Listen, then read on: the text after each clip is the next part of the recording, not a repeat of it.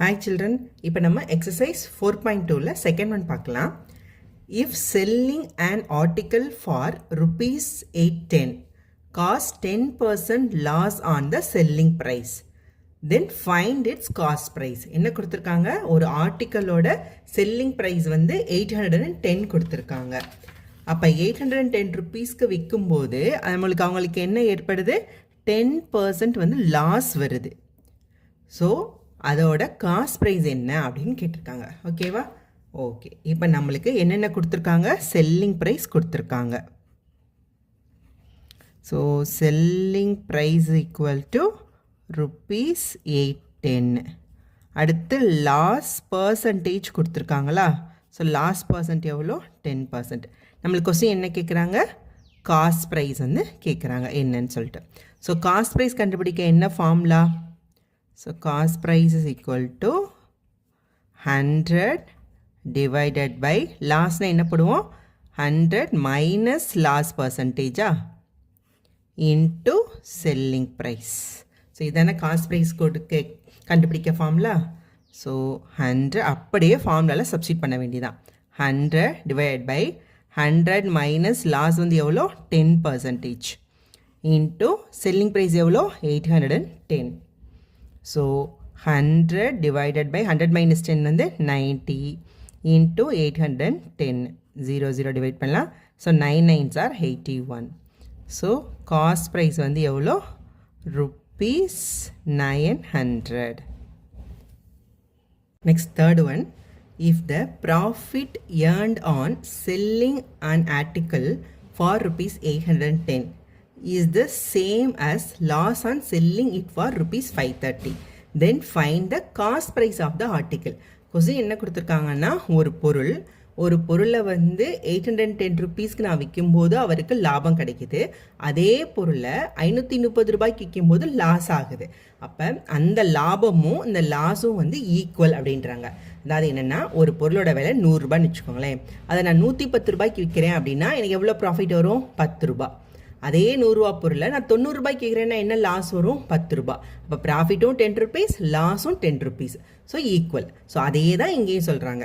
அந்த பொருளை வந்து 810 rupees விற்கும்போது என்ன ப்ராஃபிட் கிடைக்குமோ அதே அமௌண்ட்டு தான் 530 rupees விற்கும்போது லாஸும் இருக்குது அப்படின்றாங்க.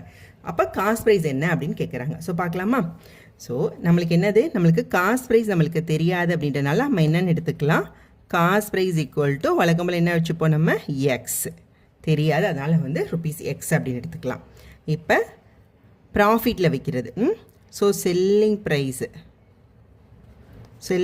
வந்து எவ்வளோ? அட் ப்ராஃபிட்டில் விற்கும்போது இவர்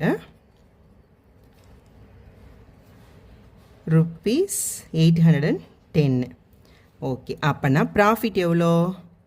ஸோ ப்ராஃபிட்டுக்கு என்ன formula? Selling price minus cost price. ஓகேவா? SP minus CP. So selling price எவ்வளோ? 810. காஸ்ட் ப்ரைஸ் எவ்வளோ நம்மளுக்கு தெரியாது, இது எக்ஸ். ஸோ இது நம்ம ஈக்குவேஷன் 1ன்னு வச்சுக்கலாம். ஓகேவா? நெக்ஸ்ட்டு என்ன கொடுத்துருக்காங்க? அட் லாஸில் விற்கும்போது அவரோட செல்லிங் ப்ரைஸ் எவ்வளோ? rupees 530. ஓகேவா? அப்போ லாஸ் எவ்வளோ? லாஸுக்கு என்ன? Cost price minus selling price. So cost price x minus selling price வந்து 530. ஸோ இதை வந்து ஈக்குவேஷன் 2 எடுத்துக்கலாம். கொஸ்டினில் என்ன சொல்லியிருக்காங்க? ரெண்டு விற்கும்போது ஒரே சேம் அமௌண்ட்டு தான் இருக்குதுன்னு சொல்லியிருக்காங்க. அப்படின்னா என்ன? Profit is equal to loss. So profit equal to loss. ப்ராஃபிட்டோட அமௌண்ட்டும் லாஸோட அமௌண்ட்டும் நம்மளுக்கு வந்து equal. So 1 equal to 2. So equation இந்த 1ஐயும் 2ஐயும் நம்ம வந்து இப்போ ஈக்குவேட் பண்ணலாம். அப்போ 810 minus x is equal to x minus 530. ஓகேவா? ஓகே, இப்போ இந்த எக்ஸை வந்து இங்கிட்டு கொண்டு போயிடலாம், 530 இங்கிட்டு கொண்டு வந்துடலாம். ஸோ 810 + 530 is equal to, இந்த எக்ஸ் அங்கிட்டு போயிடுச்சுன்னா 2x ஆகிடுமா? x + x 2x. So ஈக்குவேஷனை நான் திருப்பி எழுதிக்கிறேன். So 2x is equal to 810ஐயும் 530ஐயும் ஆட் பண்ணிங்கன்னா 0 4 13. ஸோ 1340.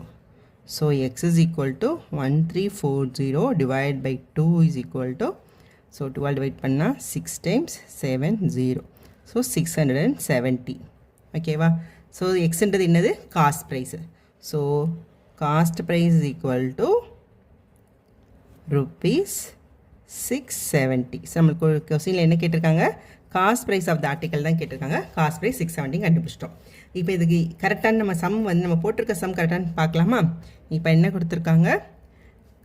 ஸோ செல்லிங் ப்ரைஸ் வந்து 810, காஸ்ட் ப்ரைஸ் கண்டுபிடிச்சிட்டோம் 670.